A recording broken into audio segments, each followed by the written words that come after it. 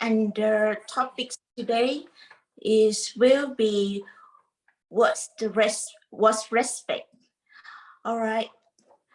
Thank you, everyone. And now the time to meet Venerable Sander. If anyone would like to pay respect to our teaching monk, please bow 3 times. Bow, bow, bow. Thank you. Good evening, everybody. Today we have another session of Dhammakaya Europe, and we're going to talk a little bit about the meaning of respect in Buddhism. But before we do that, I'd like to start with the meditation. I see we have a number of people from the United Kingdom, coming from Helensburgh and London. I saw David before during this session last night of the Peace Evolution session. But are you from the United Kingdom? Yes, I'm from Essex. Essex. Okay. Yeah. So we have a lot of people from the United Kingdom today. We have but you are familiar with the you heard about Peace Evolution first, or you heard about Dhammakaya Europe first? I'm on day 9. I joined the 42-day practice for the Peace Revolution, and I'm only on day 9. But I took an interest in meditation at the beginning, halfway through last year, around about June, July time, through different bits and pieces, and I somehow found myself in a peace circle with Katie Akulik. She is one of the peace coaches, and with the Peace Revolution, it took some this Earth Day thing as well. So I'm just following it through and learning things as I go. And yeah, I'm glad I did. I'm glad I stuck with it so far. You know, it's been beneficial, very beneficial. Did we meet before? Your face seems familiar. You from Holland? Are you based in Holland? Yes. Yeah. Well, I live at Harwich. That's where the ferry goes from the UK to Holland. Okay. You've been this side of the water. I've just been to Dhammakaya London. Oh right, yeah. Okay. Yes. Okay. Just asking. I think I was familiar with your face, so I thought we met before. I was on the meeting the other night. Right. I remember that. Right. Okay. I have to be going to the United Kingdom sometimes. It's been a while. Yeah. All right, let's meditate together. Have some meditation first.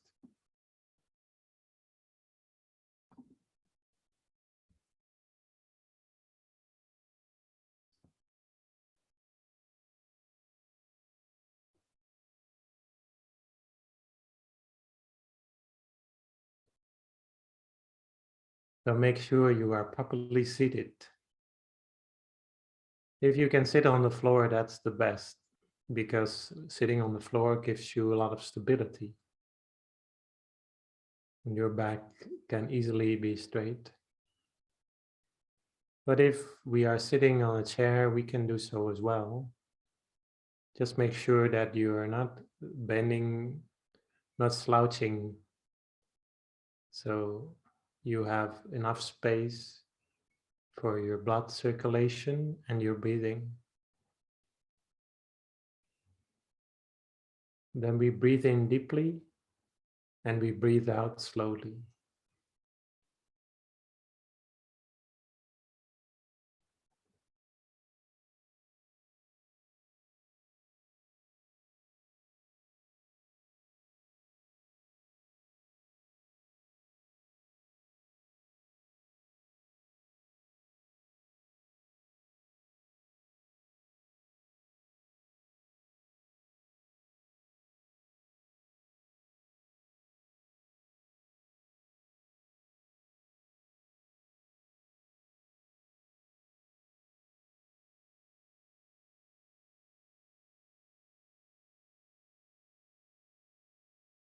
And then we start by relaxing our body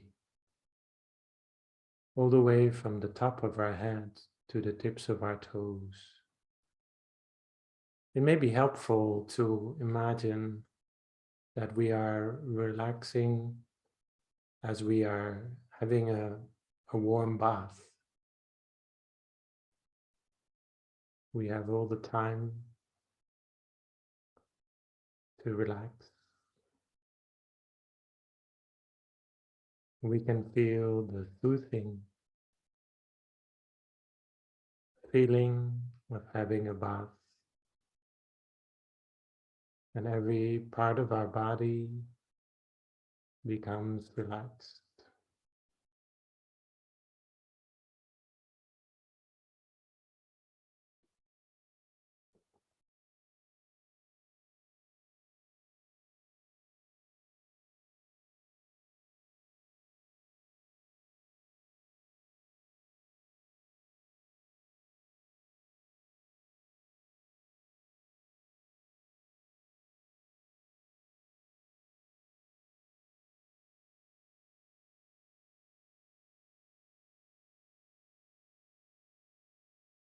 We can also do a body scan, relaxing every part of our body, starting with our forehead.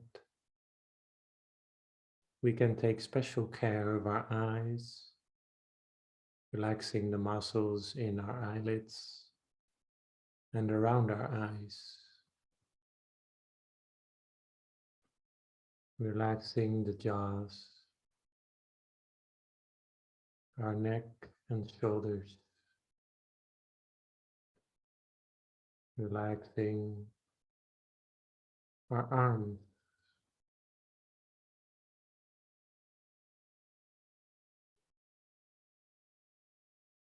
relaxing our chest and abdomen.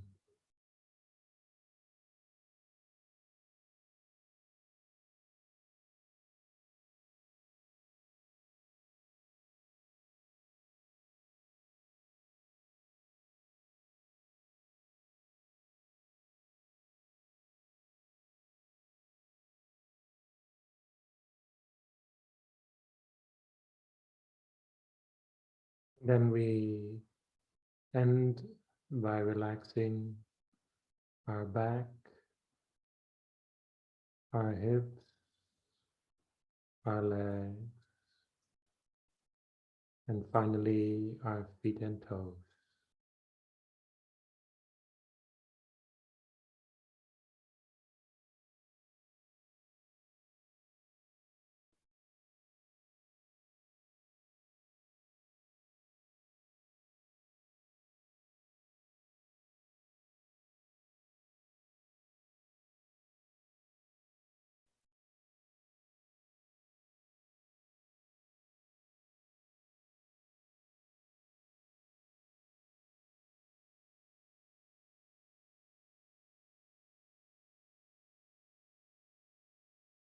We have to allow our body to become relaxed. We allow our body to fully come to peace.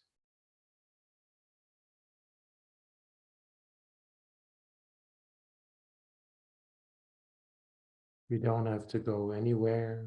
We don't have to do anything. We allow our body to just be. We leave it idle.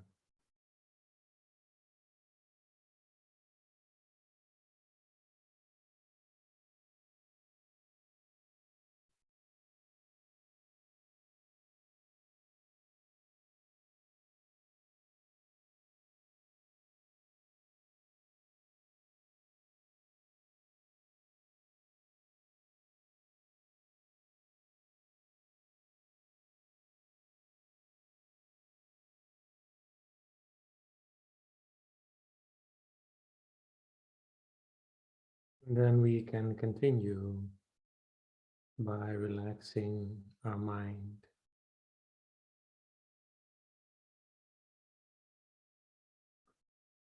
all those thoughts that might pop up in your mind, whether they are negative thoughts and sensations, fears, frustrations, or worries,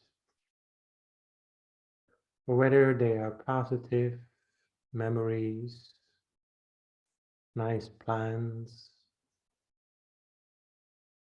Both are the same right now.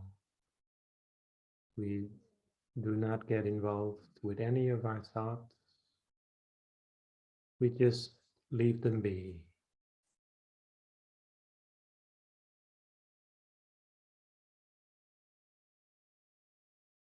We don't expand on our thoughts anymore, nor do we push them out. So we just stay in the present moment.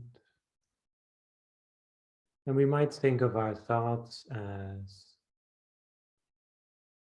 as like a landscape. And we're just looking at the landscape, looking at the view, but we don't have to get involved. We don't need to concern ourselves.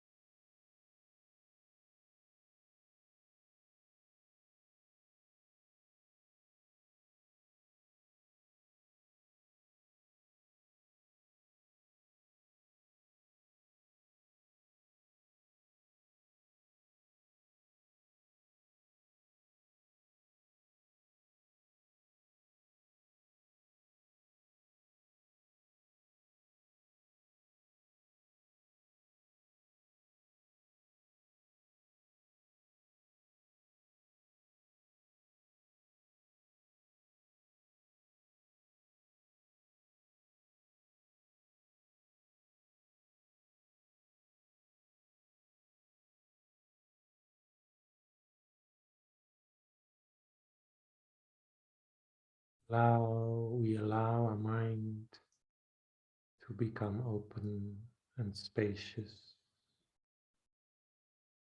We allow our awareness to become idle. We just allow ourselves to not to respond to anything, just being content with whatever peacefulness we have been able to find.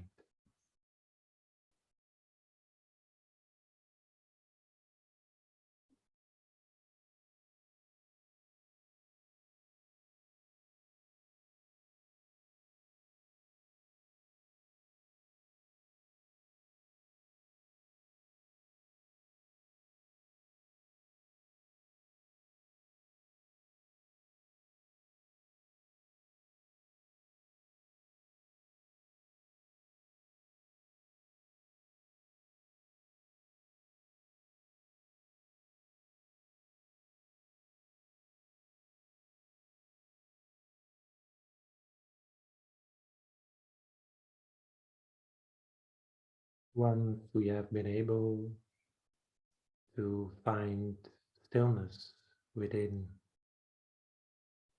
we get back to the center space inside. The center space is the place inside where we are most at ease, the deepest point within our body. If we have been meditating for a while now, using this method, then we'll be able to find the center easily. But if we are not that familiar yet, we might follow our breath first. We can notice at the end of our breath, at the center of our being, the center of our body, that there is a place, a spot inside the center space, the center within.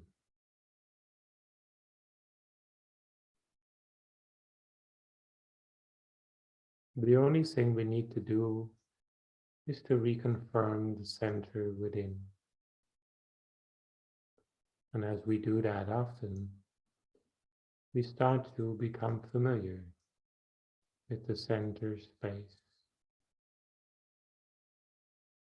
And we might want to use some imagination. We can remember a little sun, or a little moon, or a little light shining within.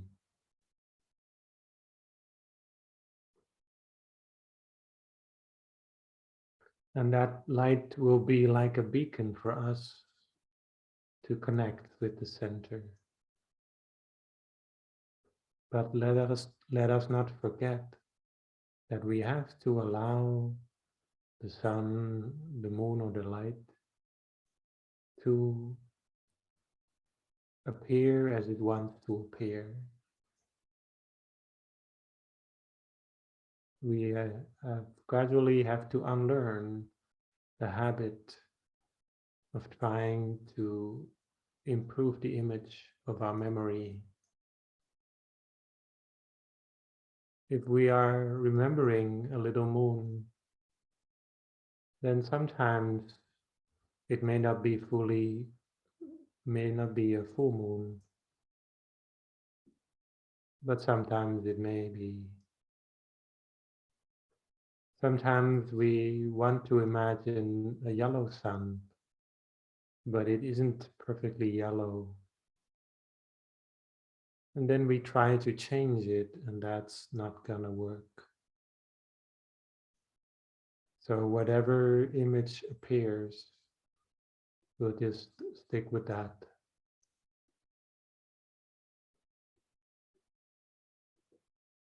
And whenever we are distracted, we get back to the image within.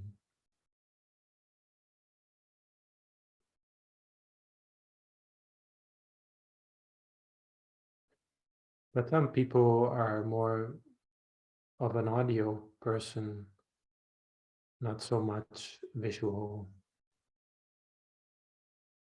If we are more of an audio person than a visual person, then we can simply remember a powerful phrase, a mantra that resonates from inside.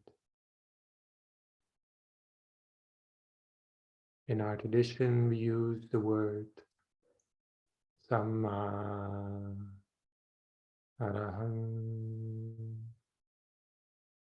Samma Arahang, Samma Arahang. We allow the memory of the mantra to resonate, to sound from the center. Sometimes we may not hear it clearly. Sometimes we hear it very loud. Just allowing the mantra to appear from the center.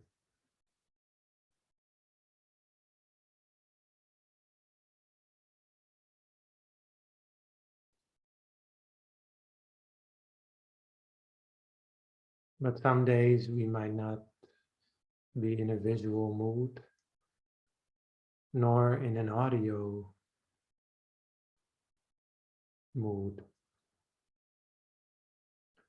And we simply are aware of the center within.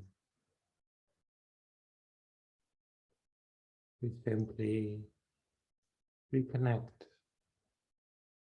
and reconfirm the place within.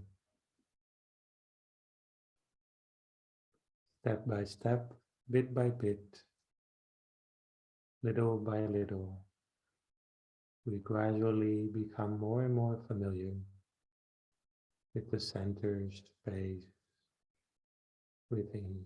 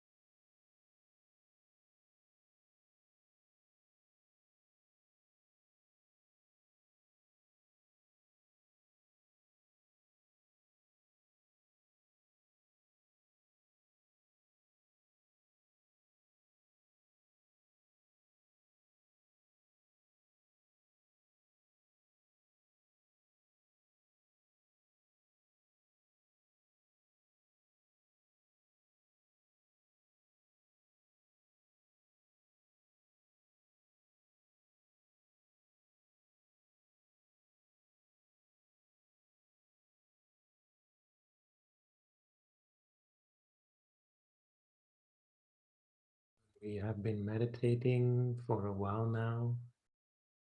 We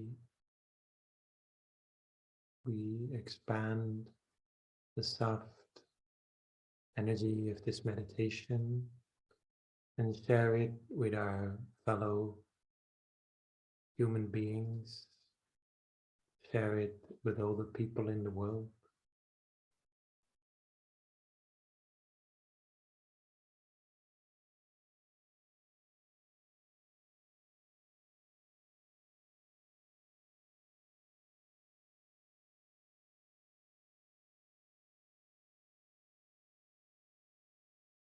We can spend some time allowing the soft energy of the meditation to gradually extend itself, to gradually expand outwards, to encompass all the people that we know and don't know, all the people that we like and dislike, all the people in the world, and even animals,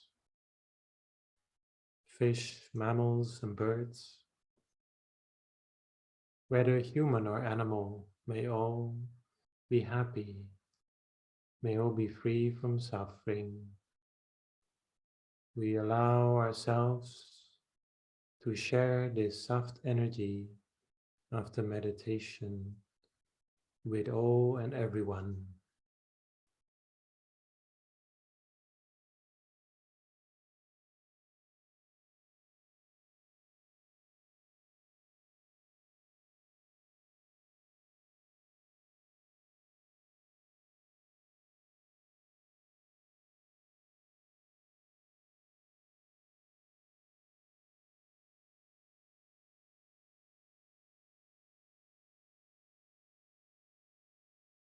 Then we gradually come to the end of today's meditation. We find ourselves getting back to our senses. We can hear the sounds of the neighbors. We can feel our body sitting. And we can feel the seat on which we are sitting.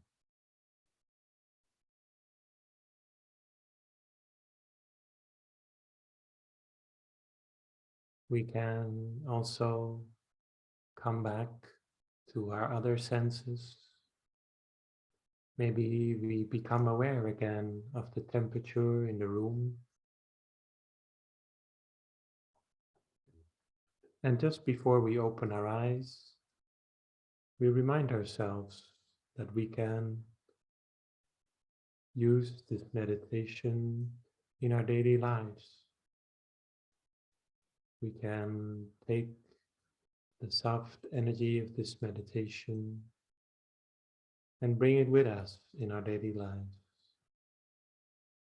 Whenever we are in need of some clarity, we get back to the center within. Then we gradually open our eyes at the end of today's meditation, and I will wrap it up with a short chant to indicate the end of today's meditation.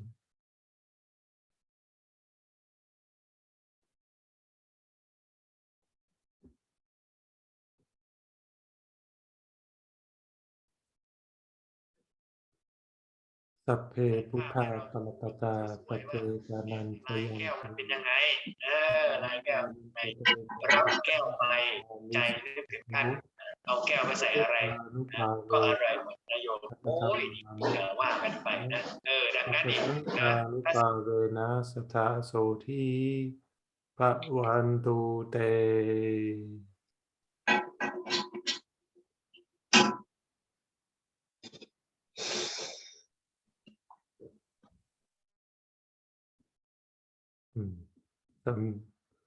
I think some of you are still finding their way around the Zoom program. Anyway, today we have had quite a nice meditation together, and it's good to see all of you peacefully meditating. Just adjust the screen a little bit. How was your meditation, James? Is that correct? Jamie? Jamie. Jamie, Yeah. sorry. Yeah, very good. Good, good to hear.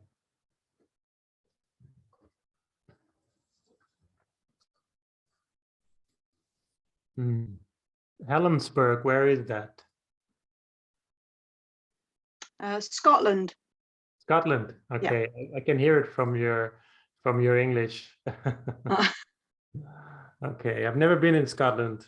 Maybe I should go sometimes. It's beautiful. Good, nice. Yeah. We have a talk today about respect, and respect is an interesting topic. It's a little different. The meaning is a little different than what we usually think of when we think of respect.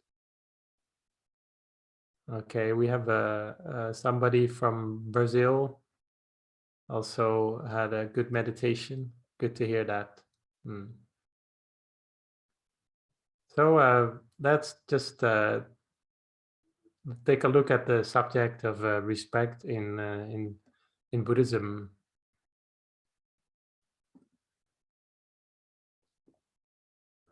So some time ago, there was actually quite some debate, quite some national conversation about the meaning of respect in the Netherlands. There was a study done by a university in the north that found out that respect is the highest appreciated quality that everyone thinks of. When they think of what is the most important virtue, they think of respect. And even if they ask Dutch people coming from different backgrounds, for example, Dutch people who are Christian or Dutch people who are Muslim, then they all answer the same. Respect is their foremost, is the most important quality that they can think of, that they think is important to recognize. But if we ask, what is respect? Then people answer in very different ways. Some people say that respect is just allowing everybody to do their own thing. But then respect, in that case, respect is not really very active, is it? But respect, maybe some people think of respect, they think of obedience, or think of following tradition or something like that.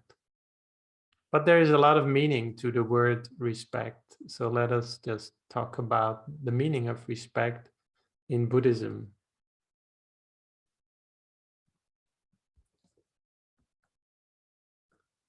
Now, respect is an important quality in Buddhism. There are many old texts, many of the early Buddhist texts deal with the word, with respect. Before we take a look at the word in Buddhism, let's take a look at what respect in English actually means. If we look at the word respect, actually it comes from looking back in Latin. When you look at the Latin word, it comes from res picere, which means looking back. So it's kind of like looking at something very well, looking at something very deeply. That is the meaning of respect. Sometimes it can be a bit confusing what we talk about when we talk about respect. But in Buddhism, it is the word that we use for respect is karawa, and that comes from a root word, which is karu. And karu is also the same word used in Thai language for a teacher, which is the same word as guru, which we use for somebody from India or some spiritual guru, spiritual master. So karu, kuru, and kalawa are from the same root, which means heavy. It means heavy. It's like you really think that's a very important thing. It's a heavy thing. It's an important thing. That is the meaning of respect. But if we really take a look at what the quality of respect means, it means a deep realization of the good qualities, the good aspects of people, of objects and abstract things. People, objects, and abstract things. So sometimes we have a lot of respect for certain people that we acknowledge. This is quite obvious. But how about objects? Well, sometimes we may show our respect by showing it to certain objects. For example, we respect, maybe we respect the national flag. The national flag, we don't want to throw it in a low space or something like that. And for Buddhists, showing respect also means showing respect to a Buddha image. Even though we know the Buddha image is not alive, we show respect to it as a way to think about the Buddha, as a way to recognize the good qualities of the Buddha. There's actually a lot of things in life that are actually that are materially speaking or financially speaking not really worth that much. Even money isn't really worth that much.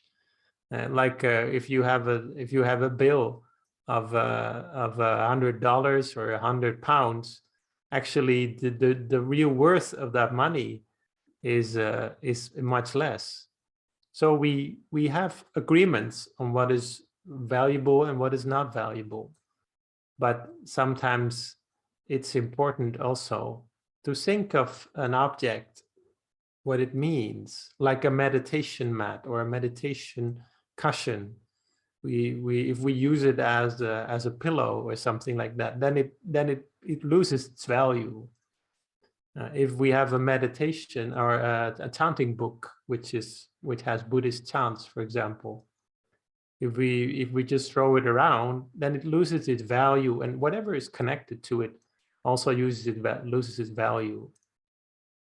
Some things we might feel are worthy of respect, and other things we have our doubts. For example, some people might not be so enamored, not appreciate their own country that much. Then they may feel that the national flag is not that important. But whatever you think of respect, or what you think is respectful, it's something about the qualities of those things. And I'd like to talk about that a little bit more. Abstract things, for example, those are, for example, respect for meditation is an abstract thing. So why do we need to have respect in life? Why is it so important? Well, in the words of our deputy abbot, Lompa Dattativo, he's a very good teacher in Thailand. He's the deputy abbot of our temple as well. He explains it like respect works like a filter. To learn about another person's good qualities deeply, we need to take an extensive look at what that person, what kind of strengths that person has, to find the strengths in the other person. And in that way, respect is like a filter, taking a good look at another person's good qualities. So why is it so important to have respect, and why should a Buddhist monk like me talk about it? Well, it's the first step in the spiritual life. Very important step. And it helps us to open up to the deep and difficult qualities that we cannot find in books or on Google, but we can find in people. You must all be familiar with Lumpy Nicolas by now, because he teaches often on these Saturdays. And he used to say, back in the days when he was teaching in Belgium, he used to have a little saying that he used to say that virtue doesn't come unpackaged. It's kind of a weird expression, but what he meant by that is that when we want to study a virtue or a good quality, the best way to do so is by looking at another person who has developed that quality. We might, for example, read about compassion all our lives, how important it is to have compassion, what kind of, how do you develop compassion? But as soon as we actually have a person to look at that we respect and acknowledge, that is a very compassionate person, then it becomes something feasible. It becomes something very clearly attainable, or at least it becomes something that that it seems tangible. So many important teachings about the good and beautiful life can't be found in books, but we can learn them from other people. Respect is also considered in Buddhism a sign of wisdom. It's an indication that you are in the process of learning about the good life, so it's a sign of wisdom. And there is a short text that actually says that the Buddha had a reflection after he became awakened, after he became enlightened, that he wondered what he should pay respect to. And then he decided to pay his respect, pay his obeisance, or pay his respect to the teachings or the truths to which he was awakened. And he felt that it was necessary for him to conclude what is the thing for him to respect in life, the thing to adhere to cling to, the thing to find important. So even for somebody who was at a very high level of awakened spirituality, like the Buddha, that was still an important reflection. What is the thing that I hold most high in my life? So another thing about respect is the more you give it, the more you gain it. And we can see this very clearly in the character of Kunyaya-chan. Kunyaya-chan, the nun who founded our temple, she was always very respectful to others. And because of that, people really were very impressed by her humble character, and therefore also wanted to pay their respects to her. In the present day, we often think of showing respect as a sort of sign of weakness. Many people think of it like that. But showing respect is not a sign of weakness at all. It's a strength. And it helps us to see the good qualities in others. So there's 3 ways you can pay respect. There is respect for status. Respect for status is the most superficial form of respect. We respect somebody because they are in a certain position.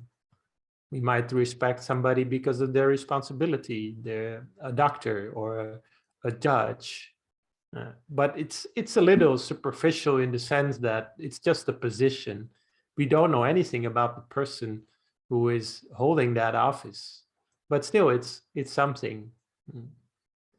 Respect for seniority is a little deeper because it recognizes that the person sitting next to us, sitting in front of us, has been on this planet, has been in this world for longer than us. And we try to find out what that person has learned about this life, about the good life. So respect for seniority is important, but it's still a little at the surface. Of course, there are people who, in the words of the Buddha, grow old like cows. Not a very respectful term, but the point is that some people are older and become wiser.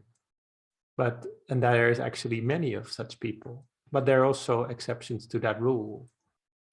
So the final and most important thing about respect is respect for character. Looking at somebody's good qualities. What can we learn from somebody? And how do we do that? when we talk about the process of learning from somebody and respecting somebody, there is 4 steps to that. And our Deputy Abbot Lompodat Jivo, he often talks about these. It's actually a common phrase in Thai language. Yom rap naptu, Yom rap naptu. These are like 4 components of respect. And if we look at these closely, we can understand more about the meaning of respect in Buddhism and what we can do with it. First of all, Yom. Yom means to have nothing against the other person, to accept the person as he is, which is usually the way we think about respect in the West. It's like a sort of respecting another person's rights, respecting another person's freedom, and not to interfere with that. But that's a very passive description of respect. It's only the first step. Rap, making the decision to want to learn from another person. This is more active. It's like you don't, there's maybe people around you and you respect them, but it doesn't mean that you want to learn from them. But if you are actually taking a step a little further, then we use the word rap, making the decision to want to learn from another person. And then there's nap. Nap is actually also a word for respect in Thai language, but it can also mean count. Wanting to learn all of their good qualities. It's like you take a little step further and you want to really study, what is this person? What has made this person as he is or as she is today? What has this person learned about life? There's so much we don't know about other people. We think we know them, but actually we don't. There's a lot that we can learn by asking the right questions and having a good conversation and trying to really observe what made a person successful or what made a person wise. And the last one, tu means to take the qualities that we talked about of the other person and to actually use them, apply them in your daily life. So that is sometimes not easy because some people, they have a lot of qualities that seem a bit difficult to apply in our own lives. So therefore, we should often associate with people who we recognize for their good qualities that are difficult to obtain. So we, at least by association, can gradually learn from the other person. Sometimes our mind and our mind is like a sort of sponge which can absorb good qualities from other people if we often associate with others. There's different ways we can talk about respect. When you talk to an Asian person, then they often think of showing respect as a form of respect. When you talk to a Westerner, then showing respect is not a very important part of respect as much as for an Asian. But knowing respect is. But actually, both are important. Showing respect is, for example, making an offering in a religious ceremony. But it can also mean giving a present to somebody who you really respect. You don't always have to wait for Father's Day or Mother's Day. We can give a gift to our parents to respect them. Puja is obeisance, like you show respect with your physical body. This is actually kind of it has become less common these days. But in Thailand, you can still see a lot of people that bow for their parents. This is something very, very uncommon for the West. And also to show respect, for example, by giving in other ways. For example, even the way we shake a person's hands can be an indication of respect. But most importantly, to know respect is also very important. To credit, to give somebody credit, to recognize the good qualities, but also a certain devotion to that is also very important.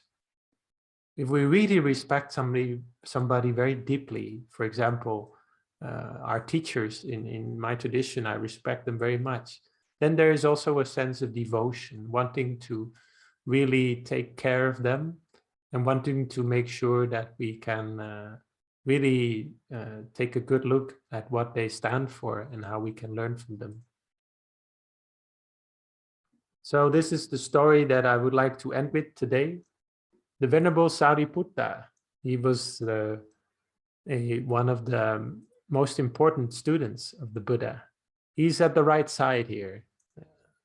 So the picture is actually a picture of him when he had not ordained yet. He had not been ordained yet. He looks a little bit like Jesus in this picture. I don't know why the artist made him look like Jesus. I don't think it was conscious. Anyway, Venerable Sariputta, before he became ordained as a monk, he was looking for a spiritual master. He was looking for a spiritual teacher. And one day he met a monk that he felt was very impressed about. And this monk is depicted here at the left side. His name was Venerable Asati. And Venerable Asati, he was very simple. He liked the simple life. And he was also very elegant and mindful. And the Venerable Sariputta could see that. He was very observant, and he could see that. And he looked for the right time that he could speak to this monk when this monk wasn't busy with something else. And then he approached him and asked him about his teaching. And then the Venerable Asati said a few phrases that summarize the Buddhist teaching. They are very well known, that everything that has a cause, the Buddha has explained, and he also has explained the removal of that cause. So in simple words now. So he explained the Buddhist teaching very simple as a process of a very rational philosophy of knowing the causes for things and being able to deal with those causes. And this really appealed to Sariputta. And therefore, eventually, he also became a monk. But after he had become a monk, he always recognized and always remembered the thing that Venerable Asati had done for him, that made him into a Buddhist and also made him into a monk. And whenever he had the chance, he would always recognize this. And he would also bow in the direction that Venerable Asati was. This was the way he paid his respect. So the Venerable Sariputta, in that way, he had a very strong sense of respect. And even when sometimes a very young person, like even a little novice, a young person who had ordained as a monk, told him that that his robe was not neat, it wasn't orderly, and then he said he very much respected him for that he told him that, very much accepted that piece of advice. So he very much was a very respectful person, and he would always take good care of the ill at every temple that he was, and make sure that everyone was well fed. So this is the example of a person with a lot of respect in the Buddha's time. But in the present time, well, not exactly the present time, but in this area, this era, we have Kunyaya-chan. Kunyaya-chan was the nun who founded our temple. She was always very respectful, and very much always showed her respect, showed her acknowledgement of her teacher, Lompo, and also the people who visited the temple. She would always be very well-mannered and take good care of everyone who was a guest at the temple. So this is some stories of the past, but respect is a quality that we can still learn. When I was a monk at the time when I had just ordained, there was a little exercise that we did. We were asked by our mentor to write down a good quality of a person every day. And it should ideally be another person every day. So today we write a good quality. Maybe today I will write a good quality of Tony. And tomorrow I will write a good quality of Nancy, for example. But after a while, you really have to think who you haven't written about yet. It becomes a difficult practice. For after a while, you start to think which monk or which of my friends or which of the people that I know I haven't written about yet. You know, it becomes a difficult exercise the more the time progresses. So in this way, we can practice ourselves. We can learn about the good qualities of other people. And if we often think about those qualities, then we become more open to them. And when we are more open to them, we also start to, whether consciously or unconsciously, we start to absorb those good things the other person has taught. So I have learned a lot about this to practice this little exercise, and I would recommend everyone to practice this. Back in the days when I was training people to become volunteer or employee at the temple, I was also training Kun Warawi, who is sitting here as well. And there was a little exercise that we did as well to find the strength of every person.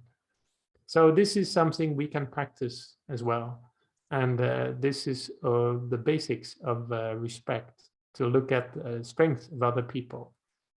And to recognize that sometimes we don't know everything. We have still a lot to learn. And this is the basics of Buddhism as well. The first noble truth is the noble truth of suffering. Maybe you've heard of it. The recognition that we are still suffering, that we still are imperfect, we can still grow, we can still learn.